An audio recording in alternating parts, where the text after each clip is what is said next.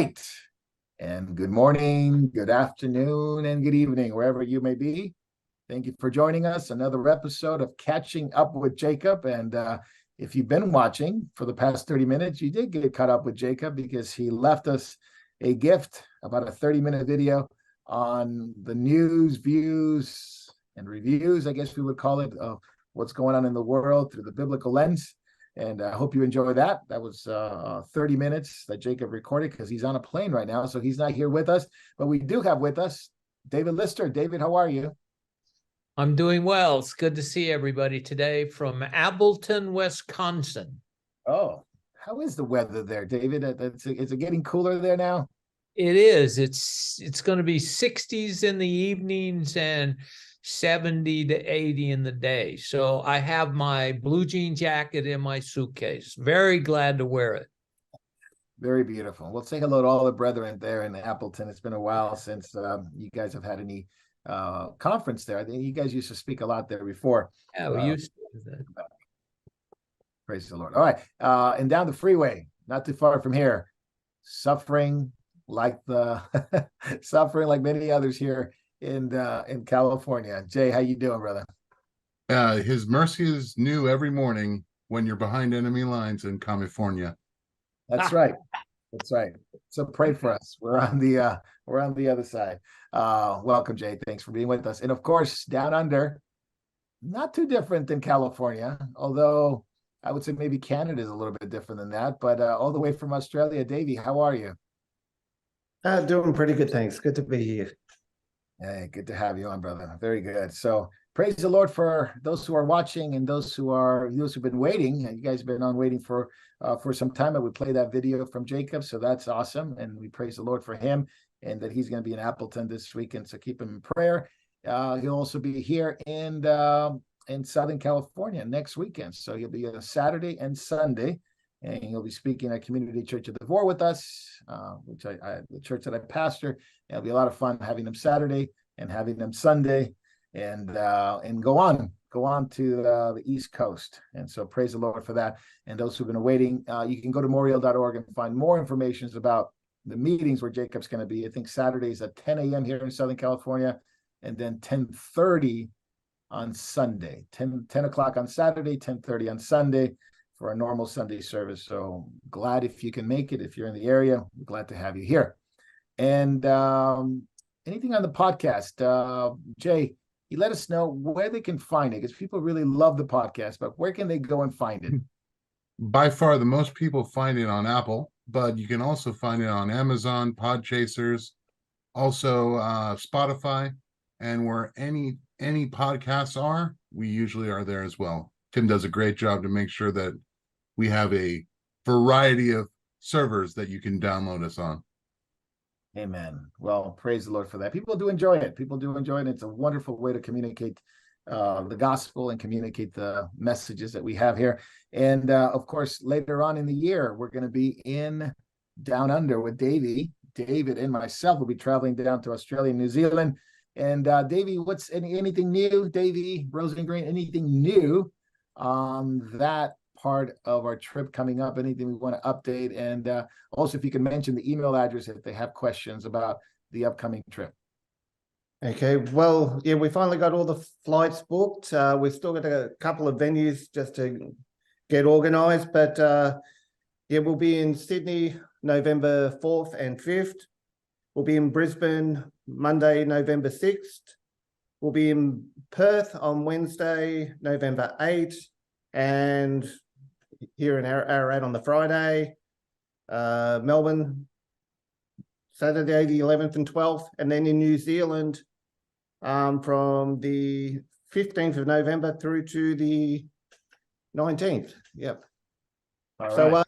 if you have any questions or interested in attending, please email us at ccodausnz@gmail.com. And we should be able to announce the schedule properly soon. Very good. Thank you, Davey. And looking forward to being with you guys not too long from now, I guess in a few months. So praise the Lord for that. So I think that's all. We want to welcome those who are watching, those who will be watching later on different platforms, but for sure, those who watch on YouTube and those who watch on Facebook Live, we welcome you. And just to let you know that catching up will be on those particular platforms, but the backstage, which is the part of the episode, and we can talk about some more things that people don't like to talk about, and especially the tech overlords don't want us to talk about. Those specific topics will be not on Facebook or YouTube. They will be on the other platforms like Rumble, like Telegram, like Vimeo, like Memorial.tv, like our memorialtv.org and RTN will be there. And that's going to be a fascinating topic today, as we will take questions and a great topic about Obama at the end. So that's going to be in backstage. So if you're on YouTube, if you're on Facebook Live, unfortunately, we cannot be there on backstage. So when that time comes, you'll be able to jump over to the other platforms, in which we've been growing and steadily having a great time there. So that's all that I need to say for the announcement. So praise God. Let's get caught up. In fact, David, we'll start with you. And now I'm going to tell you what we won't talk about today, because it's just not enough time. But we won't be talking about the Liberty safes, which is a big problem there with the safe codes in the FBI. Can't talk about that, although you can make a comment on it. Jimmy Buffett dies, and people are, consider that he was a great musician. I'm not sure about that, but I'll leave it up to you. And we won't be talking about the new mandates that may be coming. And Dr. Jill Biden from the White House said we needed it. We needed it because of the variant. And of course, even that a senator from Ohio, J.D. Vance, basically talked about try to pass the bill, the Breathe Air bill. Can you imagine? We need a bill that tells us that we have the right to breathe in order for companies, federal government, and the airlines, of course, not to prohibit or discriminate against anybody that doesn't want to wear, let's say, a particular piece of clothing, a mask, over their faces, over their mouth, over their noses. And so they cannot prohibit you from services if you're not wearing one. So he tried to pass his bill. Unfortunately, the Democrats don't like that, and they do want the mandates to be here, and any restrictions that may be coming, I think they're telegraphing it, because they do not want this bill, and it's going to be a lot of punitive damages, I guess, or it's going to be very punitive, just probably worse than they were the last 3 years. And I don't know where this is going to go, but anyway, those are the things we can't talk about, but I thought they were very interesting. David, any thoughts on those things that we cannot talk about? Well, certain company selling safes and giving the FBI and the ATF the back door to your safe, well, they're going to be the Bud Light, and people are tossing them. But Dr. Jill Biden, she had COVID plus all the boosters, and it seems like she got well after 2 or 3 days. So either one, the variant is not very strong, which many are saying is not, or as one liberal news media guy put, thank God for the vaccines and the boosters. Yeah. So either one you want to believe. So I thought it was interesting. Maybe the idea of more restrictions is going to be more draconian than they were the last 3 years. But yeah, that's my thought. But let's talk about something that's well, I think those two things were important, but this one, it is really a scenario where it encompasses quite a bit of things, and that is idealism meets realism. Mayor Eric Adams from New York, and I think Jacob's going to be in New York at some point this trip. And in New York City, I don't think he's going to be in New York City, but he might be. I think he will be. Yeah, I think he will be. Eric Adams reverses course. Yes. He says by letting migrants in at the rate of 10,000 per day, or per month, 10,000 per month, will destroy the city. This is the same guy who said last year, we welcome all. We are a sanctuary city. So come in, come all. Give us your poor, give us your hungry, give us all those things that the Statue of Liberty says, of course, completely out of context. And this is going to destroy New York, changing course. Other Democrats are saying this is not what we signed up for. David, is this a case where, well, you did ask for it, too late now? Are they having some kind of, crisis in terms of their conscience? Do they really not want this? But when you look back, I guess we can laugh about it, but it is really sad to see this for the people that suffer under it. What is your first take on this Democrats reversing course?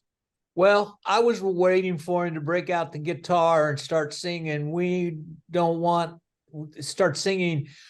We don't want to be the sanctuary city, no more blues. So anyway, but it's typical of Democrats. They say they're all noble and we're going to do all this, but when it comes right down to actually putting their words into action, they're really hypocrites. They didn't want this, and they knew that they're far enough away from the border almost, and it's not going to affect them. So now they're singing the blues, and they've changed course.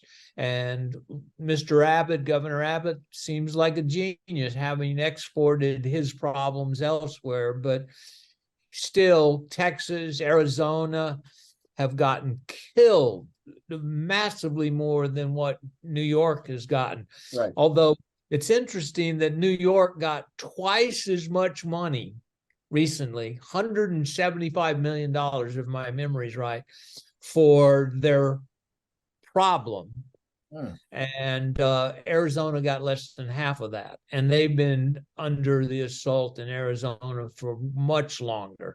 So everybody's screaming the money blues, and they want more money for handling a problem that could be stopped by enforcing our borders.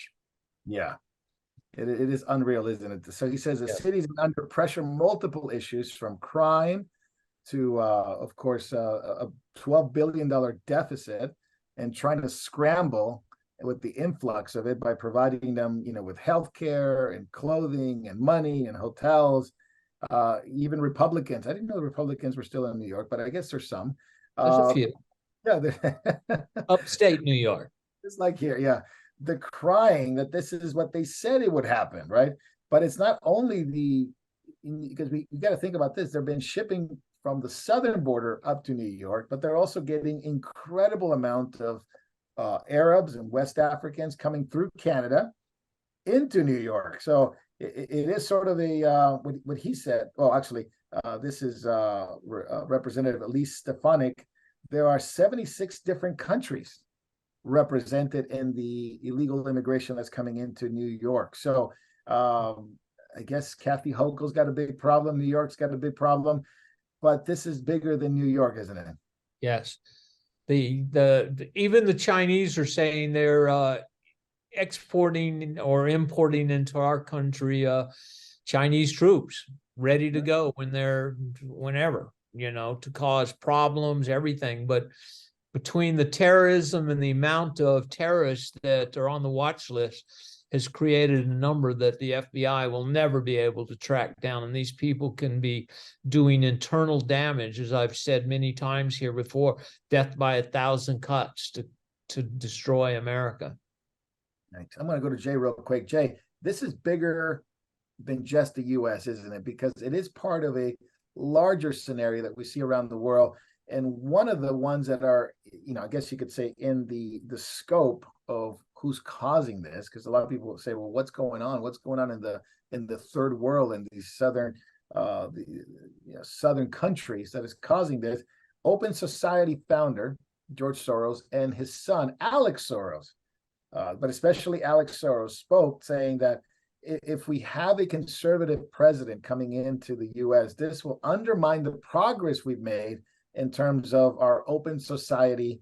And they're worried about let's say, a certain candidate on the Republican side this coming election, because it would endanger unity, he says. It would endanger unity in what they believe it would be the end of an open society. So sounds like he's double talking and backtracking a lot of things.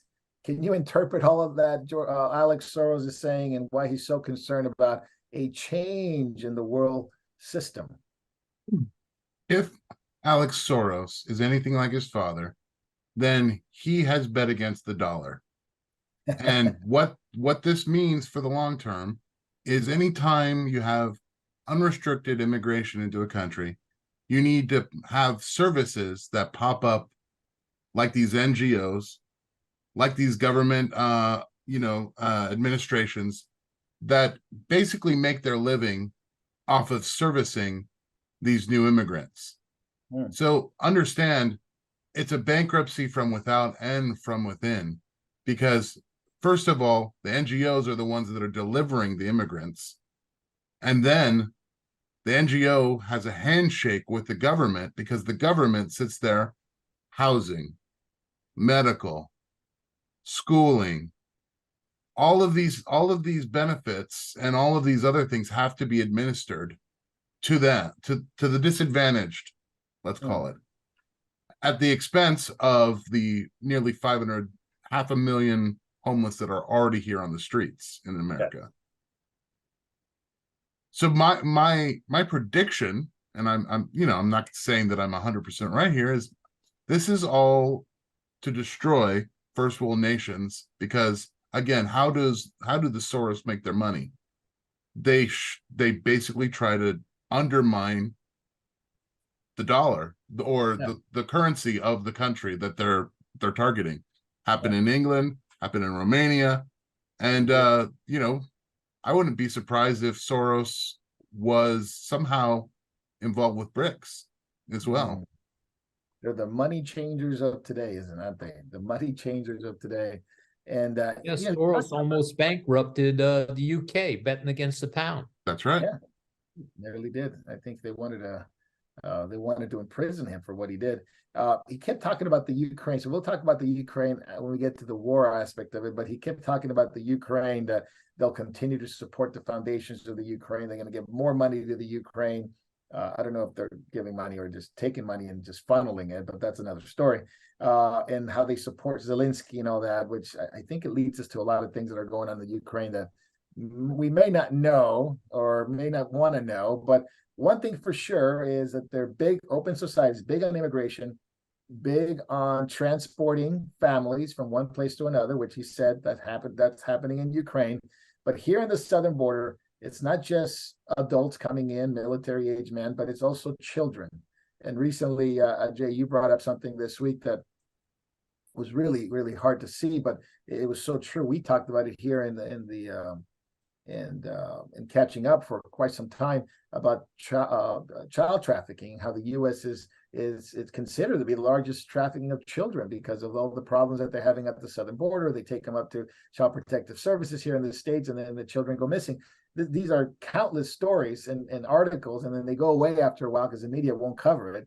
But I think we got a video. Let's watch the video first, because we have a whistleblower that came forward and said, hey, this is happening at the southern border. He's actually an immigration contractor, Carlos Arellano, and he was recently interviewed. So we'll play that video, and then Jay, you can fill in a little bit more and kind of unpack it for us. Sure.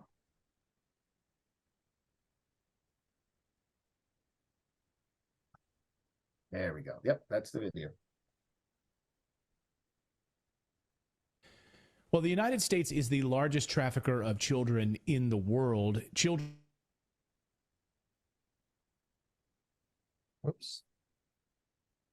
Wealthy Americans used as sex slaves, and worse, if you can imagine, worse than that. It's happening, and the corporate media, of course, is largely ignoring the story for whatever reason. They refuse to touch the story, and when they do, they briefly touch it, and then it disappears. You can't find links on their website. It vanishes very mysteriously when they cover these stories.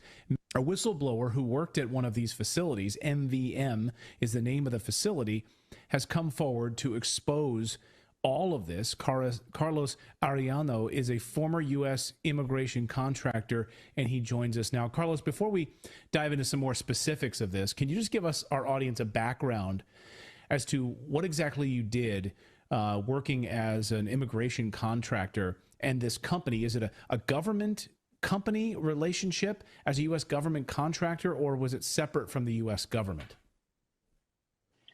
So the way it works is the U.S. government is washing their hands, keeping their hands clean by going out and handing out massive contracts to organizations that they like to call NGOs, non-government organizations. And these NGOs, they will get contracts for food services, for laundry services, for educational services for the illegal immigrants. everything under the sun that you can think of, everything that we have to pay for, they will hand out $100 million contracts to give these services for free to the illegal immigrants. And the company that I work for specifically, their job is they hold the largest contract to move children around the United States of America. So my job was to move children from point A to point B. And my job was to pick children up at the border and then move them to their sponsors. I've been to every state that you could name. I've been there. I've even been to North Dakota, Vermont, Florida, dropping kids off, all of them. And New York City and Florida, the most popular ones. So let's get back to the children in the facility. We featured here this former Walmart facility in Brownsville, Texas. You work there, correct? So my job was, I did work there, but my job was to take kids out of those facilities and hand them off to sponsors across the country. So can you walk me through that process? So you're an employee, you get what do you get, an email? Do you get a text message that says, Carlos, on Tuesday, we need you to take these children to their sponsor family in Florida? And how did that process unfold? Can you explain that? So yes, we would get text messages, we would get phone calls at 7 p.m. at night, 6 p.m. at night, saying, hey, we have a trip out tomorrow. Can you make the trip? I say yes. And later on in the night, I get a report time for the following morning. You get a 5 a.m. report time, 4 a.m. It's always in the dark because they don't want us picking up these kids in the day where people can see us. And I would get for example, hey, 4 a.m. And I would not find out where I was going until the following day when I would show up to the charter bus. We would get phones given to us, backpacks given to us, and until we got to the shelter, to the Walmart shelters that you broke on your show, we get files saying, hey, you're going to head off to Orlando, Florida. You're going to head off to Los Angeles. You're going to head off to Nashville, Tennessee. And you're dropping off 6 kids. And in those files, you get a hard copy of an ID of the sponsor who's waiting for you at the airport in baggage claim. So to Wow. finish up kind of where he's at, they will meet their sponsor at the baggage claim, and then they have to match the ID according to what is on the hard copy. And he went on, and I highly suggest you find that interview, that almost 80% of the time, it's not the person on the hard copy. It's somebody else that's there in lieu, a personal assistant, a friend, picking up these kids. And half the time, these kids are crying, are very distraught, because they'll say, I don't know this person you're taking me to. He's not my uncle. He's not my cousin. And this is another aspect that we need to take into consideration. So these NGOs, they're telling kids on the other side of the border, walk 400 steps and then turn right, and you'll be at the facility that'll give you food, that'll give you clothing, that'll give you all the services you need. Wow. So they're coordinated. These are the coyote. There has to be some kind of coordination between these NGOs, like Open Borders, the coyotes, and then also these government facilities, because they're all working in tandem together to deliver these kids across the United States. And again, there is no DNA identification of these children. No. And there's no DNA test of who these kids are being dropped off with. So what does that lead to? In my opinion, that leads to massive child trafficking around the country. Wow. David Lister, any thought on this? I mean, we've talked about it. Remember, we even showed a couple of ladies, that really brave ladies that went before Congress, and actually at a hearing in Congress, they actually reported all this, and they actually literally said the same thing, that the U.S. has become the most complicit nation, the largest trafficker of children in the world. I think one of them was a believer, and I think the Dems were trying to divert her from that topic to the J6 topic. But this is, again, I don't cease to be amazed how far this goes. But your thoughts on the whistleblower and what's going on with the children at the southern border, which I would say maybe the same thing in the northern border, but we don't know to the exact number, but we do know more about the southern border. Yeah, before I go to the border, if you remember some time back when Trump was president, he was requiring DNA. He was requiring match up to these kids. But what did the media do? The media was crying, oh, these kids are in jail. They're in prison. They're being locked up like this. And it's horrible. And they sued and they went after him and everything. And now the media, the same kids, more kids are coming through, and they're disappearing, and the media is complicit and silent. And it's shameful, shameful. The same cages are being used, the same thing, but because the kids are being moved without any trail or DNA or anything, and they're disappearing. It's shocking beyond belief, the abuse that's going on of children, and nobody's saying anything. They don't want to. But coming up, these people are brave for saying this. Yeah. They're very brave, and they know it's wrong. And these women, testifying, but just look, nobody cares. They're just kids, and look, America doesn't care about kids in the womb. Now they don't care about children. And it's shameful to us, and the judgment of God is on our nation. So God bless the whistleblowers. And this guy, it seems like he's had a crisis of conscience here, to actually be able to expose it. And he's maybe made himself, but when you have such a large organization that is involved with the criminal element, government levels, liberal, progressive movements, all working together, doesn't matter if you expose the truth. We're too big, to be touched. That's the type of philosophy that's happening to these, with the cartels working. It's all about money. It's all about the money, moving the money around every which way. To your point, David, he later in the interview goes on to say that some of the people who are employed with this company are in their late teens, early 20s, and they're being flown to, say, Los Angeles or to New York, and they want to party because you don't have to return till the next day. So they give you that full day after you drop off the kids. So they're telling them that, yeah, I just dropped off the kid with whoever showed up because I wanted to go to a club that night, or I wanted to go to a concert. I had plans with some people that I was meeting in that city. That's how callous some of the employees of this company are.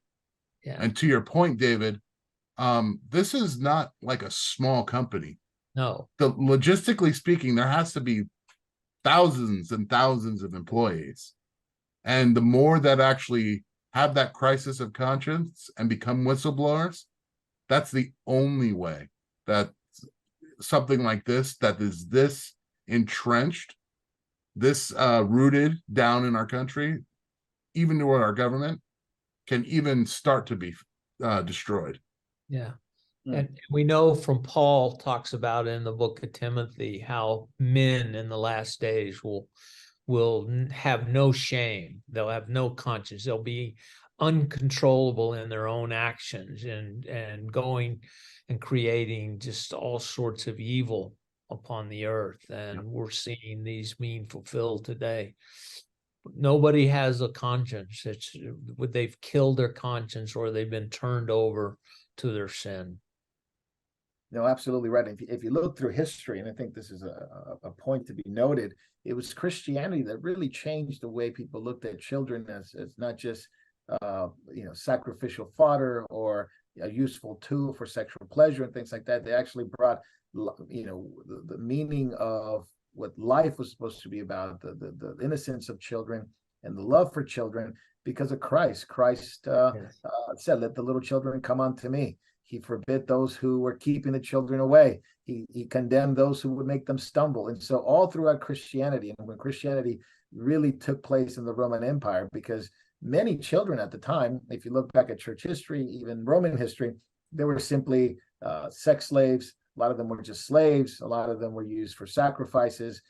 Going back to the Canaanite religion and how God told the Jews not to do that, not to go along with it. And even the Jews who were supposed to uphold the right of children and love them and bring them up according to Deuteronomy 6, the Shema, they participated in the same things by killing their children.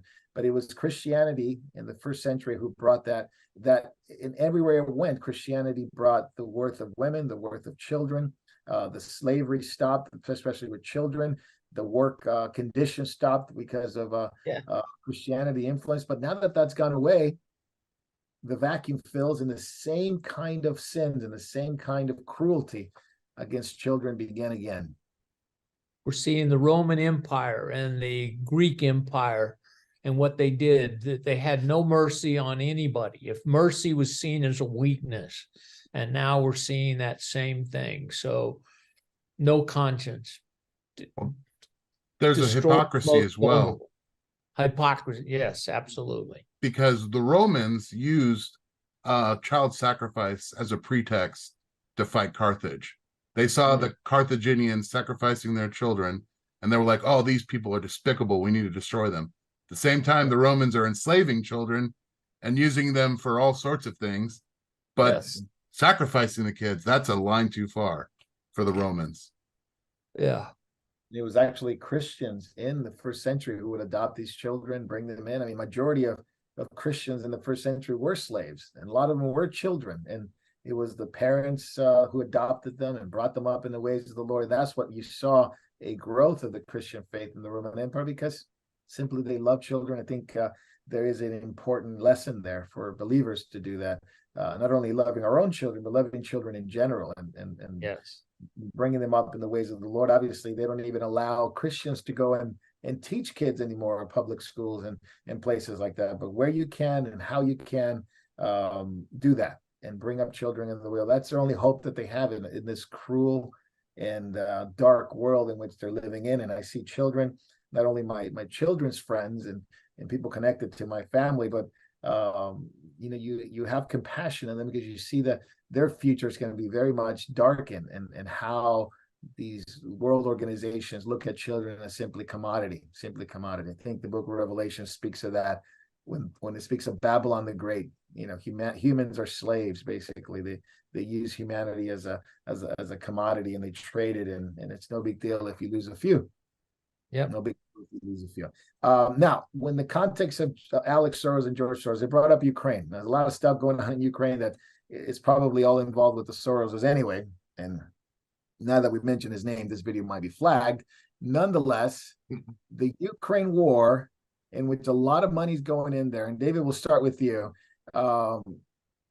Ukrainian security chief said, if you think World War III hasn't started, you are gravely mistaken. It's already started, but it's not the only place. You look at places like Niger in Africa and other places in Africa that is being destabilized right now.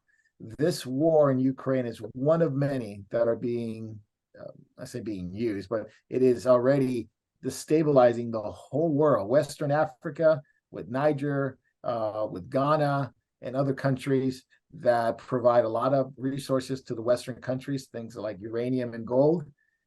They don't want to be under the Western power like France anymore. And they're going to the East, they're going to Russia, they're going to China, and they're saying, help us.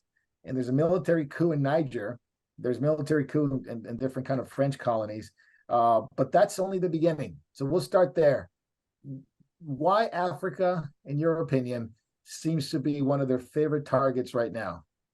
Well, Africa is rich in mineral resources and commodities. Russia has lots of oil, lots of energy. So you can build a country on cheap energy. So trade one mineral for oil, and then you can build your country up. So the money is always at the root, or the love of money is at the root of all evil. And so we see that. And also, they say that the West is exploiting them. Sure, but the next taskmaster is going to be even worse, either Russia or China. So don't think that they're going to get away with it, because while America has laws that you can't bribe government officials in other countries, China, countries like this have no such qualms about not bribing the right people to get the right resources and making the few wealthy and hurting the poor even more. So it's all comes down to money and power. And Africa, commodities, but they have lots of people to trade, lots of people for doing work very, very cheaply, just for the cost of food for a day. So that'll be important, to be able to exploit the mines and everything else. So that's what they're good for, not for in a Christian's economy, but for in a corrupt world's economy. I recently made a video about world's population declining, and it focused on China, but we mentioned that Africa, the population is not declining. The rest of the world is declining. Africa, I think Niger has had 7 children per woman. And I think other countries, I think Botswana, it's 5, but Niger is one of the largest ones. So there's a lot of population, a lot of death, of course, a lot of infant mortality. But it's not like the West, which is like 1.6. The replacement rate is 1.6, which you'll need 2 to stabilize it. Africa's way over that. And so what do they want? And to your point, David, they need resources. Well, Africa is rich in a lot of resources, minerals, including people. Human labor. Yeah, exactly. You got cheap it. 100%. Human labor. Yeah. Labor. Yeah, I watched this. Jay, I don't know if you ever watched those documentaries on cobalt, but cobalt is obviously material that is in Africa. It's quite abundantly, but to get it is very difficult. So they need these children to go into these mines, and cobalt poisoning is a very real thing. But also the mine collapses, children die. They work for $1, the equivalent of about $1 a day. These Chinese companies own these mines. They pay absolutely nothing. But in a world where they have nothing, $1 a day is quite a bit of money. Yeah, it's quite a bit of money. It means the difference between eating and not eating. You got it, 100%. Correct. So the instability of Africa is becoming an issue now, and so close to the Middle East, which we can talk about that as we go. But what about Ukraine, David? What about Ukraine and Russia? And is this? I brought it up here, and obviously we talked about it many times, and Jacob's brought it up many times about the situation in Russia and Ukraine. I don't want to go through the whole thing again on that, but the recent issues where Ukraine says this is now World War III. There's no end in sight. They blocked all the peace plans. I doubt that Ukraine will go to the peace tables with Russia again. So number of troops killed on both sides, it's over 500,000 already, according to U.S. officials. On the conservative side, Zelensky keeps getting a lot of money. 24 more billion has been asked by the White House again, on top of the 113 committed over the past year. Are we ever going to see anything close to a peace deal, a truce, or anything like that? The war has come to a stalemate. Ukraine is not able to make headway into removing Russia from their own, what they believe to be their own land. Yes, you're right. So they don't have enough firepower, enough men and forces to push them out. And Russia is just fighting a defensive war. Everybody is running out of ammunition, and everybody. And Russia is even having trouble with their ammunition keeping up. So they're hoping North Korea will come in and give them some ammunition. Yep. And even the threat, look, we're in a hot war. That's all there is to it right now. Right now, it's on a a level there in Ukraine that it's men against men, but soon it could be missiles fired towards nations. It could very well happen. You know, as Russia, I believe a man like Putin, if he thinks he's not going to win, if he thinks that he's going to die and his country's going to die, well, like history and Mr. Hitler. And then, of course, in the Bible, we see this type of mentality that the king of Syria talked about, that even though he was defeated, there was no way that they were going to win. They still thought they could win. They still think, and that's how the devil is. Even though he knows his defeat is coming, he still has self-deluded to believe that he can win. And it could very well be this type of possessed mentality that we've seen throughout history that types like Putin could be having. And so they won't care. And it could easily turn into a world war, you know, but like it is basically a world war already. Yeah. You know, like we have Europe is funneling money, America's funneling money. Biden wants more money. He's asked for, I thought it was $113 million, which he's only spent half, but he wants 24 billion more. Yeah. You know, and where are the weapons going? When are they going to be delivered? Where is the money going? Is it just being shuffled around to some other place to make the other parts of the chaos work? You know, it's very, you know, there's no accountability for this money. There's none. It's just shove it over there. And now we, you know, just like the COVID, all these billions upon billions of dollars from all the nations through this money after COVID, they don't know where the hundreds of billions of dollars have disappeared to. The same thing is going on now with the war.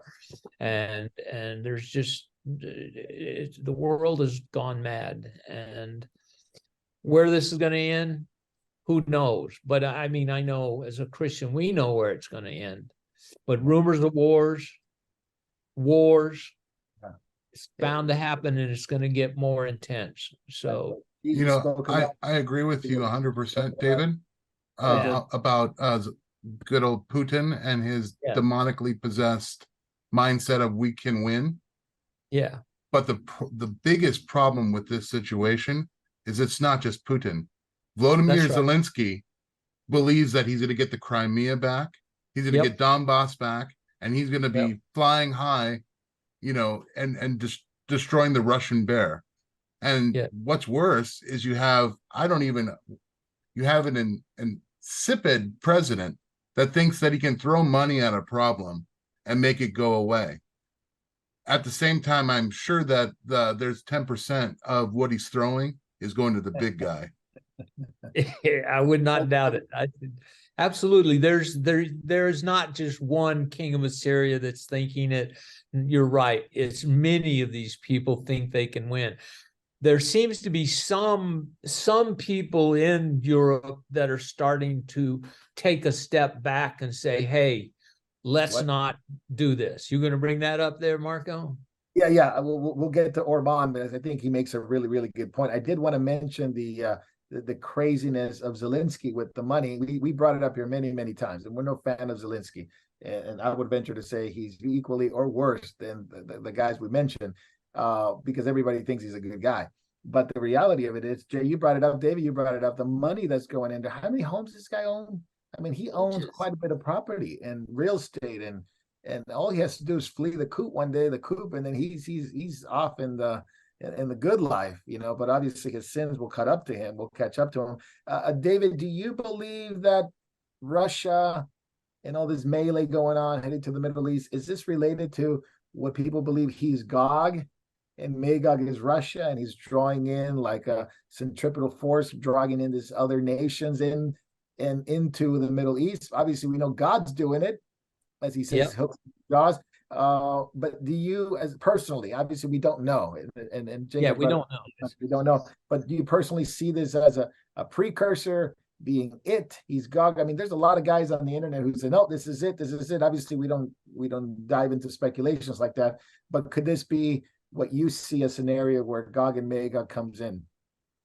Well, certainly we can see all the chess pieces falling into place, not just on that scenario of Gog and Magog, but multiple other scenarios that Jesus said would happen, you know, from buying and selling, you know, from being able to control people to having famines. Everything that Jesus said in Matthew 24 is intensifying and coming more. And then what Ezekiel talks about and all these pieces, you know, we know God sees the whole board, as it were, chessboard. He sees all the players, and they're not out of his control. And the devil is even a servant in his hand, just as Nebuchadnezzar was an anointed servant in his hand. So for us, we can have peace in the worst of times because we know our future and our destiny is sealed. And so, but what we're worried about, of course, is our family, our kids, our unsaved loved ones. This is the biggest concern. But all these scenarios that are going on, we don't know exactly how it's going to come out, other and in what time frame, but we know the birth pangs are getting stronger and harder and closer together. So the plan is coming together. That's right. Now, Putin just moved his very real longest range new capable missile, combat duty, the Satan 2, otherwise known as the Sarmat, it's ICBM. It's ready to go. Intercontinental ballistic missile, longest range Russia has, and it's capable of, the payload is capable of, pretty much getting rid of France. It's wiping out a country the size of France. It can reach London. It has, very big capabilities. It's spooking a lot of Western leaders, and it's causing people like Orban in Hungary to say, wait a minute, enough is enough. And Hungary's blocking NATO and aid to Ukraine through the EU. Touch on that real quick, David, and see where's he coming from? Yeah. Didn't Putin also last week or so load a 200-ton bomb or a 200 an enormous bomb, one of the biggest ordinances, onto a plane that has nuclear capability? I can't remember the exact tonnage, but I know it was like their biggest weapon. So he's obviously wants to rattle the world. Oh yeah, he wants people to fear him. Yeah. And so for this gentleman from Bulgaria, right? Hungary, Orban. Hungary, I'm sorry, Hungary, yeah. From Hungary, he's doing what Turkey and Erdogan did before Erdogan got his jets and for everything he wanted to vote to let's bring Ukraine in. But now he's putting a stop to bringing Ukraine in. He brought Finland, Sweden into the NATO. But if they know if Ukraine comes in and they're under attack under Article 5 of NATO, all of NATO has to go to their aid. And some people are starting to say, wait a minute, are we losing our mind? Are we slipping into a World War I, World War II scenario so quickly? And the answer is, it could happen, but hopefully some people might wake up soon and say this has to stop them. Yeah, Jay, Orban was at a Tucker Carlson interview, which is a really interesting interview. If you haven't seen it, it's on Twitter. I think it's known as X now, but it's Twitter. I call it Twitter because it's always been Twitter. Orban was there with Tucker, and he says, "Now this is his own words. I want you to comment on it. The only person that can stop the war and save the world is Donald Trump. Now, call it what you will. People laugh about it. Okay, we can get the laughters out of the way. We have any canned laughter a sound effect, right? But he was serious about it because he says, look, weak men make for hard times.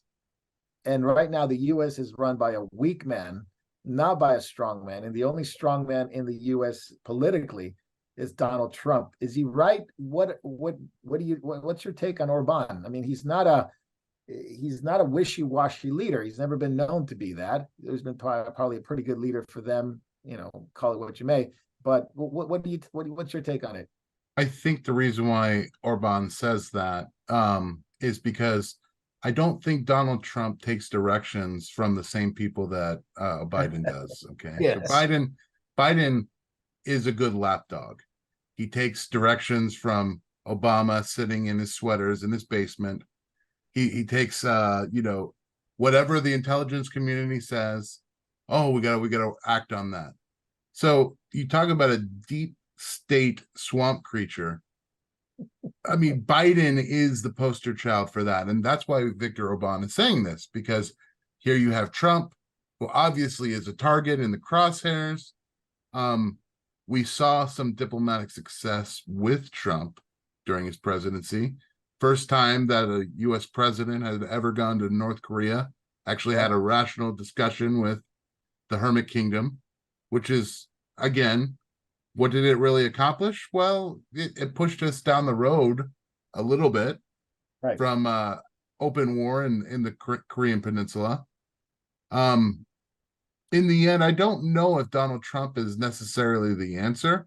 I've been listening to some of the things that Vivek Ramaswamy has been saying.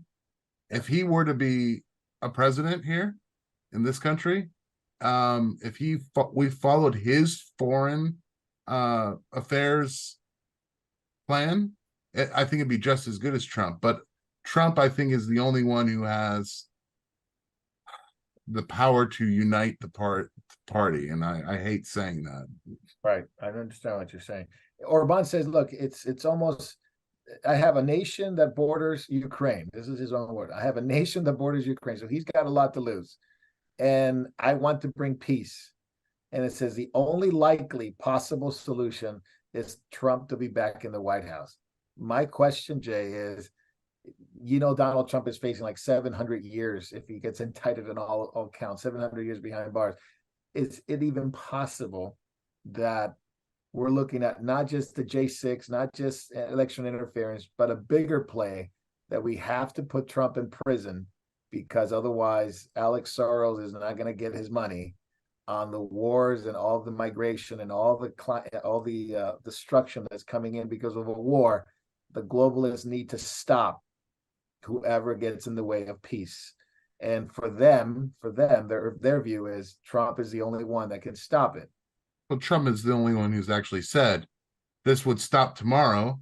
I'd be talking to Putin and I would be talking to Zelensky and bringing them together the very first day of my, presidential after he wins the election. He's the only person that's talking about peace. Right. I mean, Orban's talking about peace. Yeah. But as far as our country, who else is talking about it? Is peace like even viable? Of course it is. But not when you're making money from it, and not when your entire grasp on power is based upon fear and chaos, which Democrats, excuse me, that's your like poster, that is your platform. That's your platform. So yes, Trump, unfortunately, I'm going to hold my nose and say Orban is right. He's the only one who could bring peace to this situation other than otherworldly intervention by God himself. Yeah. No, it's interesting. A false peace by Antichrist. Correct. Yeah. No, I think it's interesting. What do you think, David, of his comments about Trump being the only one? Well, it's certainly interesting, and it shows two dynamic views. The Democrats want to destroy. This guy wants to put him in power because I think he loves his country. I think he would like to have peace. He seems to have a sound mind. As for me, it's a rational mind. I prefer peace, but my whole life, our country has been at war. At least Donald Trump got us to a place where no wars. And that first time, I think, in my lifetime, we weren't at war. And so we could use it. If he can do it, it would be wonderful. Cut off the money to Ukraine, tell Putin we're going to cut the money off, cut the weapons off. You guys pull back. Let's get back to building resorts and making money. You know. Let's be capitalists. That's what he'll. You know, but the New World Order doesn't want that. They, like George Soros, open border. They want a one world government where there is no border, and the destruction of nations and the destructions of governments and democracy, most of all. Interesting. I was well, let me tell you this about Bulgaria, and then I'll tell you that some interesting, an article that I read was really interesting. Bulgaria is also having, because it's real close to Crimea, the people, it's not the government, the people are actually revolting, and they're having a big protest this weekend, demanding that they step down. The government steps down because they're in on the war. They're sending money through Bulgaria and weapons through Bulgaria to Ukraine. They don't want to be under the WHO. They don't want to be under the CBDC, the central bank digital currency. They want to abolish the WHO and any influence that they have there, and gender ideology in their kindergarten, in their schools. I think you mentioned that, David. What, they just want normal life? Yeah, that's illegal now. It's illegal because they're saying, well, if you go to these rallies, the government's not going to budge in on it, and they might arrest you. But are we seeing some countries, like you said, David, not only Hungary, but now Bulgaria, saying, the people at least saying, enough is enough. We don't want to participate in this new world system that you guys are putting in. I think a lot of Americans would like to see this. I think a lot of countries, Canadians, and I think a lot of people would like this, but we're at a time where the government is not serving the people anymore. They're serving their own needs and power, and for greed and profit, and probably being possessed by Satan with the evil that's going on. I couldn't think of anything worse than what Jay talked about with what they're doing to kids, and of course, when I go to Thailand soon, God willing, that I see this trafficking of women, you know, caught up in the sex trades, that get into the drugs, that and then get into prison, in a cycle after cycle, and the preying on of people, of minority tribes fleeing their own persecution from their country and coming to Thailand, and then being bought and sold, and then into the sex trade. And it's a never-ending supply and things. And we're actually going to I think 5 prisons, and Scott has got some places for us to go next year to expand even more. And the women are looking for an escape, looking for something, and Scott is helping lead the way towards that. So please pray for Scott. Please pray for open doors there in Thailand, because the children here in America, the women in the Far East, Bangkok is a cesspool of sex trade, and the whole Far East. And so may God help us and to help in that respect. But yeah, the abuse of women and children throughout the world is just appalling. Yeah, so we got a lot of things in play here with this wars and rumors of wars. Obviously, not counting on only Ukraine and Russia, but we're also counting the fact that there is going to be Chinese-Taiwan confrontation maybe sooner than later. Biden Philippines is being dragged in. Yeah, Biden committing to military aid to Taiwan. Now you got the Chinese government saying that you can't use an iPhone if you're a government official, an employee. You can't use an iPhone because they're spying on us. And they just unleashed their new Huawei. I think that's what they pronounced the new phone. That it's got lesser technology than the Apple phone. I think they use a 7 nanometer chip. I think iPhones uses a 4 nanometer chip. So they're catching up, no doubt. And all these internal wars, and then economic war is leading to a greater aggression into Taiwan. I mean, can you imagine? I mean, what can you make of this, Jay or David? Either one of you can comment. you got one in the Middle East, Iran and Israel. You got one in Europe, in the middle of Europe, Ukraine and Russia, on the eastern side of Europe, I should say. And then you have the one in the South China Sea, plus in Africa, and then turmoil in the Western world.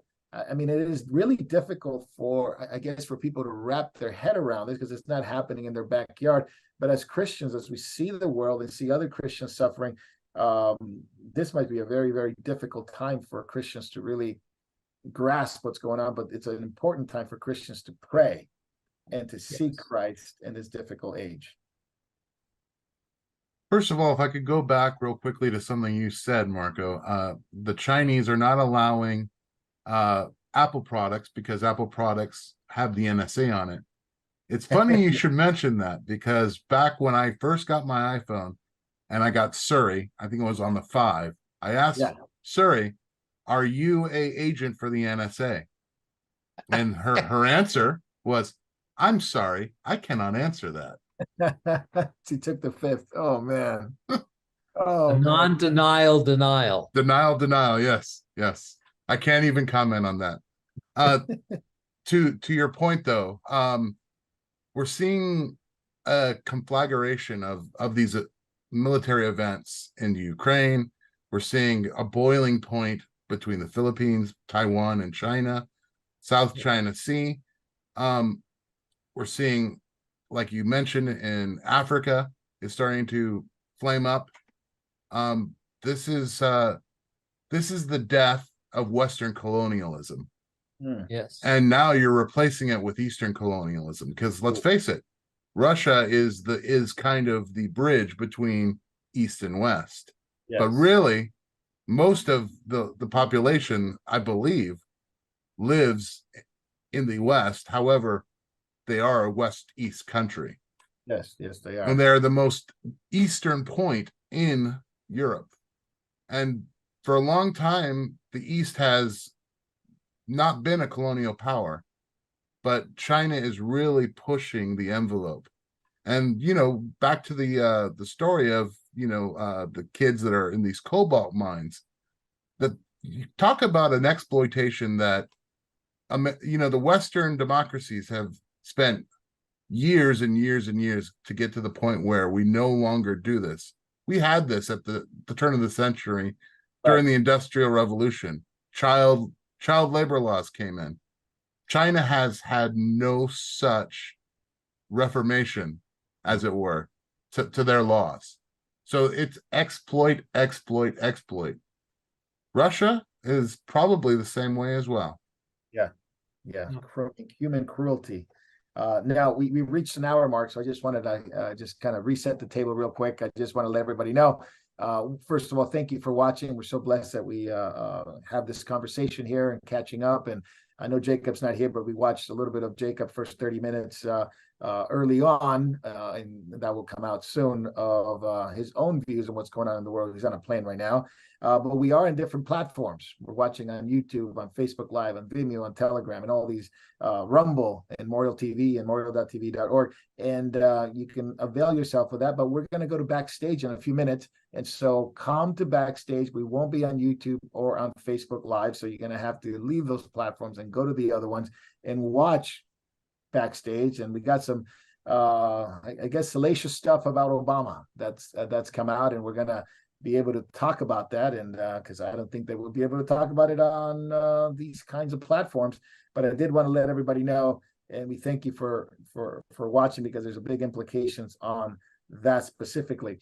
Before we move on to the economy, David and Jay, have you guys heard this? This is an article that I read that it looks like, and call it conspiracy, call it not, but it is something that people are referring to, is the fact that there are powerful interest groups, call it for lack of a better term, globalists, who around the world are manufacturing or causing a tremendous problems in the world, to the point where they are causing an end of days kind of scenario in order to make Jesus to come to this world.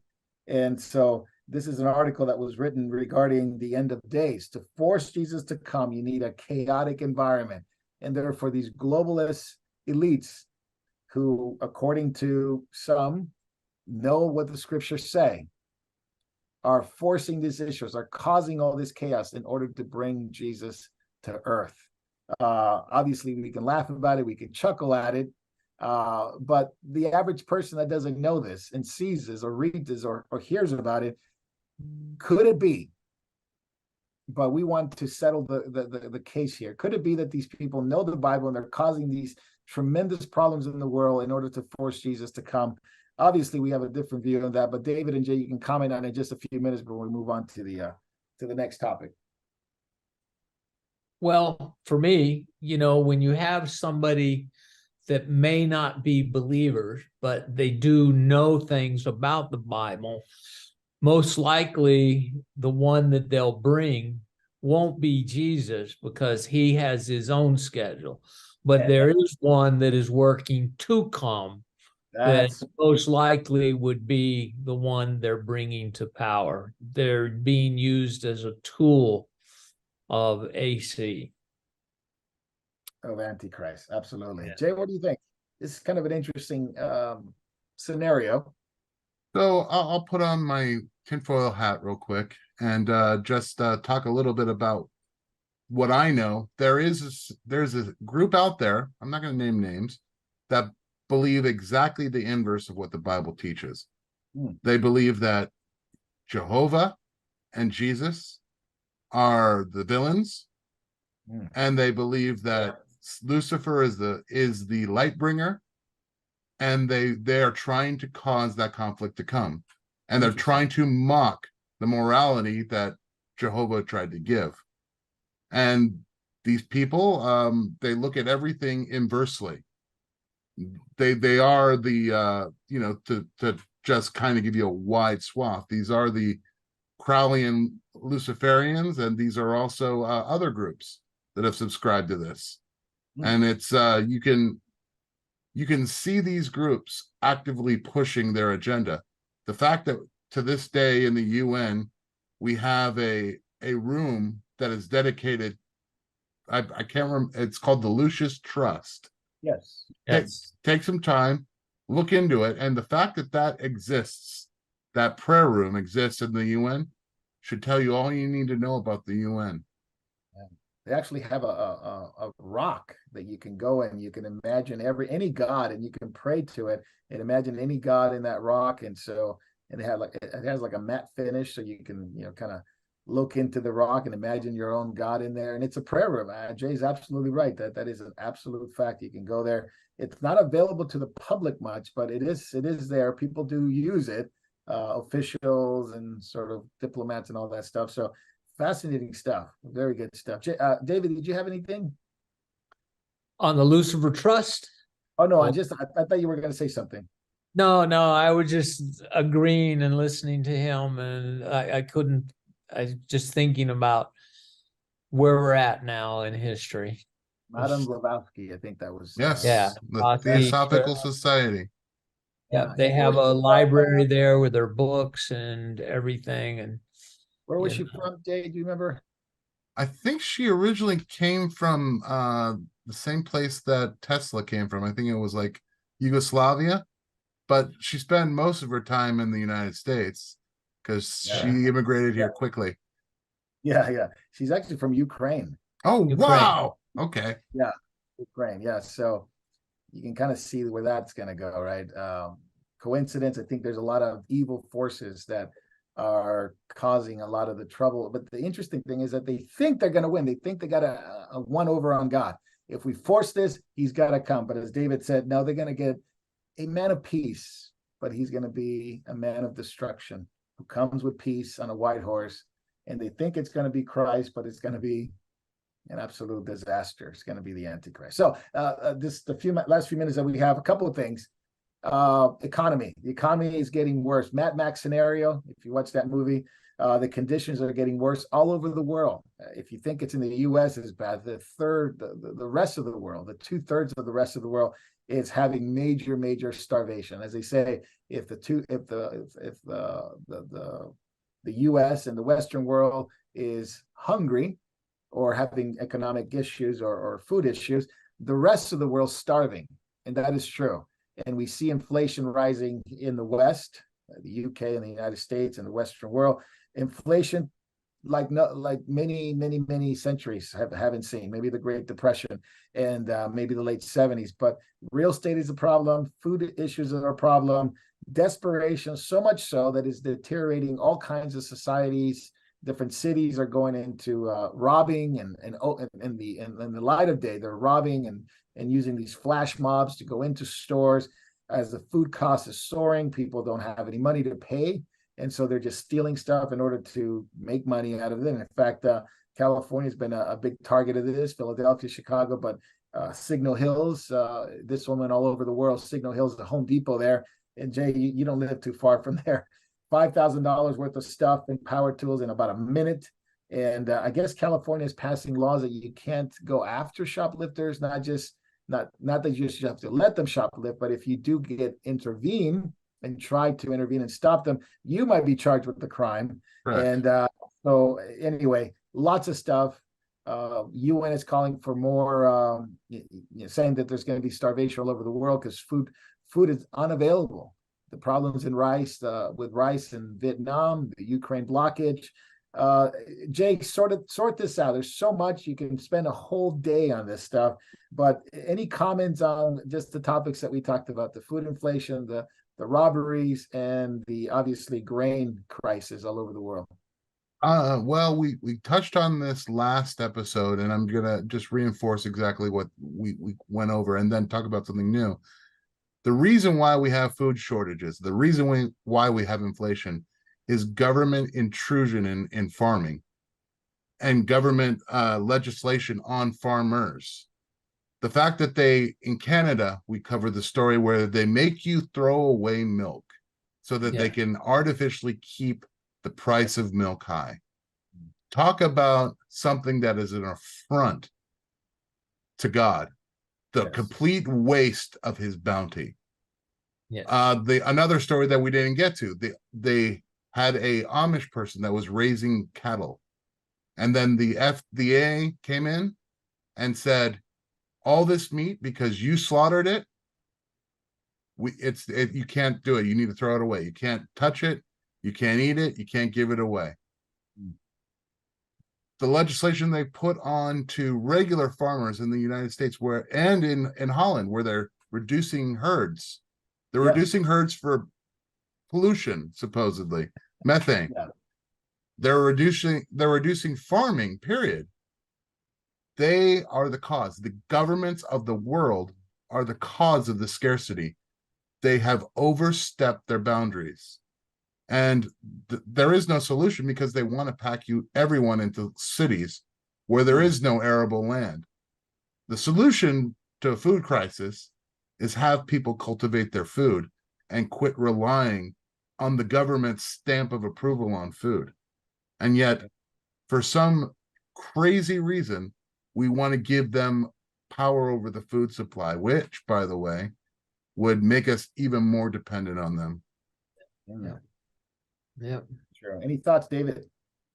Yeah, it's interesting. I was on the plane to the seatmate. My seatmate was he was a supply line expert, and he was talking to people in Nashville, trying to sell them that, look, you need to rebuild your supply lines and your lines.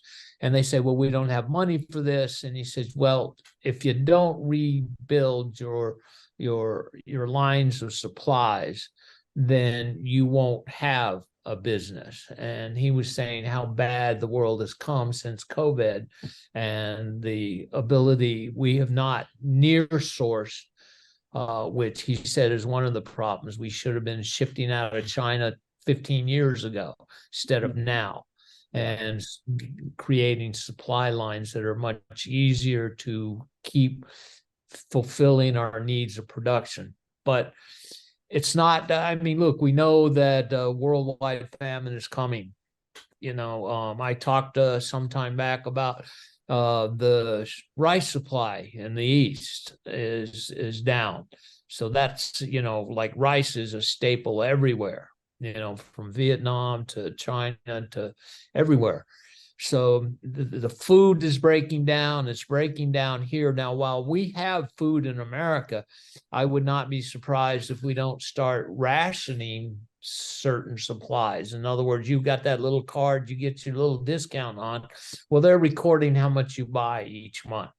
So I could well see you only buy 5 pounds of rice. You want to go out and buy 50. Sorry, you only get 5 pounds a month. You know, they could start it kind of a benign way of doing it, you know, since this is what you buy. But everything is coming unraveled, everything of capitalism, which Mr. Soros hates. So it's attack on this, it's attack on our society, it's attack on our morals, it's attack on everything that is right from top to bottom, and to destroy people. Yeah, no doubt. I recently just started on the book of Amos at our church on Wednesday nights, and it should have been written last week, because it's everything that Amos talked about, not only the how they treat each other, the cruelty toward humanity, but also of one another among the Jews, among Israelis, and the prices and the inflation and the wealth and the disparity and the poor. And everything was going into rituals and ceremonies, and a lot of money going into that. But they had no money for poor, and at the same time they were expanding. Jeroboam II was expanding, and Amos called out his generation for their sin. And of course, he was talking about the day of the Lord that is coming. And so, wow, very fascinating.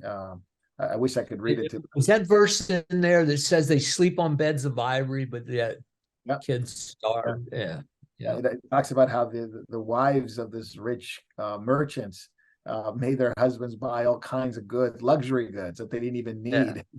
They wanted to panel their homes and all this stuff. And I guess paneling was a big deal back then, but that's panel with ivory. And but Jay brought up in just final topic, Jay brought up the point of this climate change idea that it's causing a lot of the problems in the nations. You can't sow, you can't farm, you can't sow, you can't harvest, you can't do this, you can't do that, can't have cows. And this climate mafia continues to evolve. And this is a story right out of the UK. So if anybody's watching from the UK or will watch it later in the UK, you can attest to this. It's called the New Energy Bill, proposed by the Tory government, started with Boris Johnson a while back. Now it's accelerated. And basically, any Brit, any person in England can, or the UK, can be jailed for failing to comply with this net zero regulation. And what it is basically, if you read this 446-page monster, which I don't think anybody has. I don't even think the parliament has read it either. If they take a page out of Nancy Pelosi, we have to pass it before we read it. They're going to make everybody on smart meters. So your home needs to have a smart meter, and the mechanism to control the energy coming in and out of your house.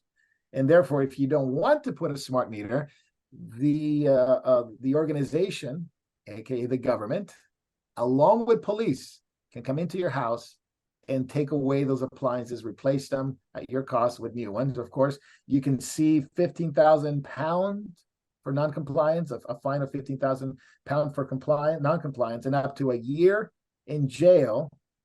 So you go to the clink if you don't participate in this. And the new energy efficiency regulation proposed by, believe it or not, David, by the Conservative Party, not even the liberal, Marxist, leftist, Labor Party, which only will expand, I would imagine, if the Labor wins. So this is called the New Energy Bill, commitment to being carbon neutral by 2050. Take it away, David, then we'll go to Jay, and then we'll finish catching up, and then we'll move to backstage. Well, that's the UK, but this stuff is already being proposed by Biden here. Take away your gas stove, take away your wood burning stove, take away everything, generators, everything. They want us dependent completely upon electricity when we already don't have enough electricity to go around. They're already creating a bidirectional here flow of energy from those electric cars everyone's supposedly buying. So those batteries get full, and then the electric company decides they need more power. They just start draining your car. So these sensors on every device, I have a hard enough time reading the numbers on my my thermostat. So I can't imagine installing smart buttons so that they can do everything in your house, turn you on, turn you off, turn you down, do whatever you want. The loss of freedom is slowly being hacked at, and they will want to accomplish it. So the conservatives there, the liberal Democrats here, plus the rhinos. Yes. And you talked about this bill in there with climate change. I think we talked about a scientist that he said he couldn't get his paper published for Nature magazine. Were we going to do that here? Yeah, good. That's good. That's good. Unless he didn't tell the truth, unless he fudged the data, he couldn't get it published. But see, they've been doing this. You know, in the UK, East Anglia University, they are the ones that take all the data from the world, all the temperatures, and then they lie about it, manipulate the data to show it's getting warmer so they can scare everybody. And when they were caught twice, not once, but twice lying about it, they said, oh, it was some one guy, he fudged it and all, but Lone it's wolf. still going on. And if it's true, why do you need to fudge the data? That's right. Yeah, exactly. And why do Jay, you need to lie about it? yeah, because it's a big scam. Jay, we might get kicked out by saying a scam, but anyway, go ahead.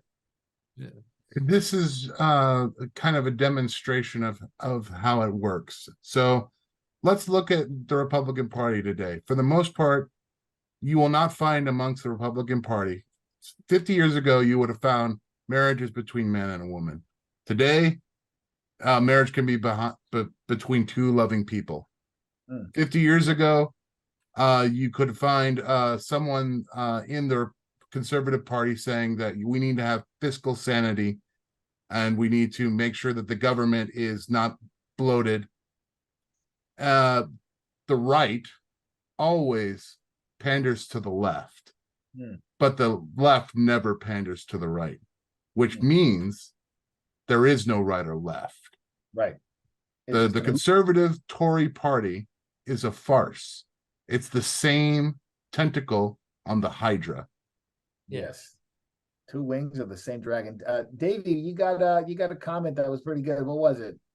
Oh, I just wanted to let everybody know, look here, we're already forced to be on smart meters. And I was just and I was just noticing it's the same in the Netherlands. Martin was just saying in the chat, it's the same in the Netherlands. Most people are on smart meters. This happened about over 20 years ago where they forced this onto them. The government here has actually got a program at the moment where they'll basically pay for you to install a new hot water service. Again, it's electric, controlled by a smart meter, no gas, hot waters. They're really trying to put, the old saying is you don't put all your eggs in one basket, and that's what they're trying to do. The net zero thing, look, it's unachievable. It's unrealistic. It's just a con. It's a big SEAM, but they're forcing it, and it'll make us all vulnerable to. If you want to take over a country, all you got to do is hit the electrical grid, but they can pretty much control your hot water now if you install one of these new meters. I suggest people hang on to your old one, keep a gas one when you can, because next year here they're going to ban the gas too.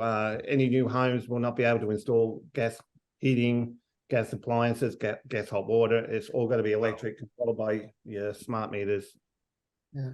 So what happens when inevitably the Labor Party comes on the scene? It's just going to be accelerated to the nth degree, as you were pointing it out. It's like if the right does it, the left would just do it, without restrictions, and it's going to without compassion. Yeah, tyranny. Almost like the conservatives are laying the foundation for the liberals to build on. Yeah, that's really. And then they come back. I didn't know that it was compulsory, Davey, in Australia. Yeah, we went through that battle about 20 years ago, and there were a lot of people who tried to resist and hang out as long as possible, but eventually, yeah. Is it punitive? Is it punishable if you don't get one? I can't remember actually what happened, but they did force it through in the end. So there's no one left hanging out except for a few people who live off grid. I do know a couple of people who do live off grid, but they're very, very few and far between. Yeah. No, I guess You Bill Gates did say he is the solution for the problem. I don't know. Maybe we should let him tackle this issue, or he's the source of the problem with this issue. Go ahead, David. We're going to close out. Yeah, I Go was ahead. just thinking, like they want us to have solar power, and I'm just wondering if I was to install solar power on my house, okay, do I really need their grid, or will they demand that I hook up to the grid so they can use my power? We do demand. It's like, you kind of wonder, how do you find a way out of this? It's getting so hard, like the solar power is not really the answer. Yeah, we're now seeing inflation being imported into countries because of Brits through energy. We're seeing $90 this morning. I saw $90 Brent. I think oil. I think we're going to see $100 oil before long. Which is going to slow travel down even more, slow the economies down. The Fed is driving up the interest rate, talking about doing it even higher here in America, which is going to cause so much downturn in selling houses, which it's already started, as you mentioned a little while ago. That's an old model, of trying to control inflation. And it's like we're run by the Three Stooges, but I don't want to besmirch their good name. Yeah. Don't compare them. It's what a shame. Maybe Shemp. Yeah, maybe. Yeah, I was reading this article here. I left out the full truth to get my climate change paper published. If you guys want to look that one up, that is a very truthful, heartfelt. Maybe that guy grew a conscience. Maybe that's what happened, because he said, look, I had to do it to get published. So David was talking about, I left out the full truth to get my climate change paper published. This is on Nature magazine. So, and by the way, people need therapists now. So if anybody needs a job, climate change therapists are on high demand. So basically people are getting anxiety, and they're getting, I don't want to, make fun of any suicide or anything like that, but young people are to that level where they need therapy because they've been told the ice caps are going to melt. It's going to be too hot. Hurricanes are coming, and the world's going to end in less than 12 years.